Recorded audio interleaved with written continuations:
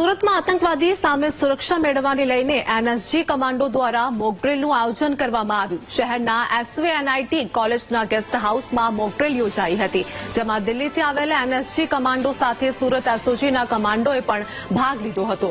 જો આતંકવાદી હુમલો થાય અને લોકોને બંધક બનાવવામાં આવે તો તેમને છોડાવવા માટે હાથ ધરવામાં આવતા ઓપરેશન માટે અભ્યાસ હાથ ધરાયો હતો. સંપૂર્ણ આધુનિક શસ્ત્રોથી સજ્જ થયેલા કમાન્ડોએ અભ્યાસ કર્યો હતો.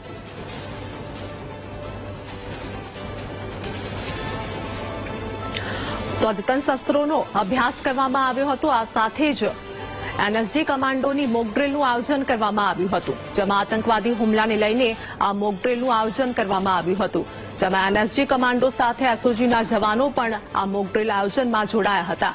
અદ્યતન શસ્ત્રોનો અભ્યાસ કરવામાં આવ્યો હતો. એનએસજી કમાન્ડોની મોકડ્રીલનું આયોજન, જેમાં આયોજનમાં આતંકવાદી હુમલાને લઈને આ મોકડ્રીલના રૂપે અભ્યાસ કરવામાં આવ્યો હતો. એસઓજીના જવાનો પણ આ મોકડ્રીલમાં જોડાયા હતા.